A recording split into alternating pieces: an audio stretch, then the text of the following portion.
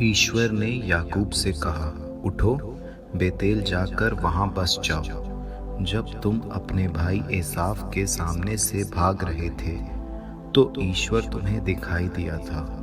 उसी ईश्वर के लिए वहां एक वेदी बनाओ। इसलिए याकूब ने अपने परिवार और अपने साथ रहने वालों से कहा, अपने पास के पराये देवताओं को हटा दो, अपने आप को शुद्ध करो और अपने वस्त्र बदल लो।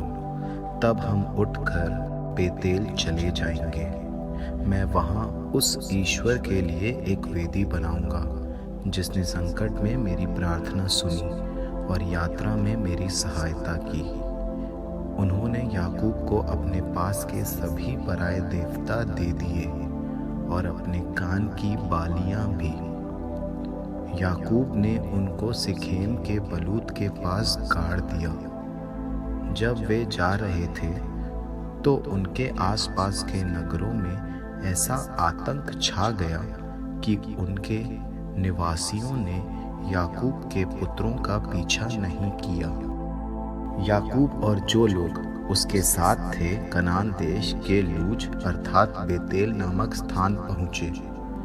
वहाँ याकूब ने एक वेदी बनाई और उस स्थान का नाम एल बेतेल रखा, क्योंकि वहाँ ईश्वर ने उसे उस समय दर्शन दिए थे, जबकि वो अपने भाई के पास से भाग रहा था। रिबेका की धाय दबोरा वहाँ मर गई और बेतेल के पास एक बलूत वृक्ष के नीचे गाड़ दी गई। इसलिए उसका नाम अल्लोन बलूत पड़ा। जब याकूब पद्दन आराम से लौट आया था, ईश्वर ने दूसरी बार उसे दर्शन दिए और आशीर्वाद दिया। ईश्वर ने उससे कहा, तुम्हारा नाम याकूब है। अब से तुम्हारा नाम याकूब नहीं रहेगा, बल्कि तुम्हारा नाम इज़राइल होगा। इसलिए उसका नाम इज़राइल पड़ा। आगे ईश्वर ने उससे कहा, मैं सर्वशक्तिमान ईश्वर हूँ। तुम फलो फूलो, एक राष्ट्र ही नहीं, एक राष्ट्र समूह तुमसे उत्पन्न होगा और तुम्हारे वंशजों में राजा भी उत्पन्न होंगे। ये देश जो मैंने इब्राहिम और इसहाक को दिया था, तुम्हें भी दे दूंगा और तुम्हारे बाद तुम्हारे वंशजों को भी ये देश दे दूंगा। फिर ईश्वर उस स्थान से जहाँ उसने उसके साथ बातें की थी, ऊपर प्रस्थान कर गया। उस स्थान पर जहाँ ईश्वर उससे बोला था, याकूब ने एक स्मारक स्तंभ बनाया। वो पत्थर का स्तंभ था। उसने उस पर तेल और अर्घ्य उंडेला। इसलिए याकूब ने उस स्थान का नाम जहाँ ईश्वर उससे बोला था, बेतेल रखा। इसके बाद वे बेतेल से आगे बढ़े। इफ्रात पहुँचने के कुछ पहले ही राहेल के प्रसव का समय आया और उसे असहाय पीड़ा हुई। जब उसे बहुत अधिक प्रसव पीड़ा होने लगी, तो दाई ने उससे कहा, डरो मत, क्योंकि इस बार भी तुम्हें पुत्र होगा। जब वो मरने को थी, तो अंतिम सांस लेते समय उसने उसका नाम बेनोनी रखा, परंतु उसके पिता ने उसका नाम बेन्यामीन रखा। राहेल की मृत्यु हो गई। उसे एफ्रात के अर्थात बेतलहम के मार्ग पर दफनाया गया। याकूब ने उसकी कब्र पर एक स्मारक स्तंभ बनवाया।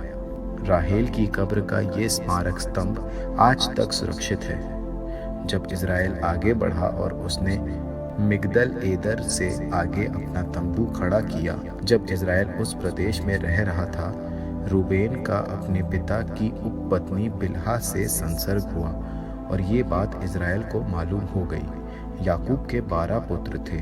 लिया के पुत्र ये थे, याकूब का पहलौठा रूबेन, सिमोन, लेवी, यूदा, इस्साकार और जबूलून। राहेल के पुत्र ये थे, यूसुफ और बेन्यामीन। राहेल की दासी बिल्हा के पुत्र ये थे, दान और नफ्ताली। लिया की दासी जिल्पा के पुत्र ये थे, गाद और आशेर।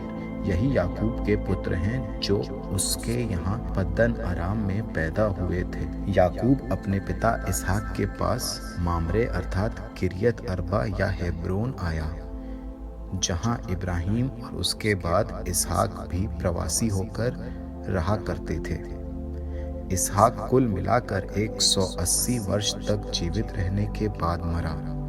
उसका वृद्धावस्था में बड़ी पकी उम्र में प्राणांत हुआ और वो अपने पूर्वजों से जा मिला। उसके पुत्र एसाव और याकूब ने उसे दफना दिया।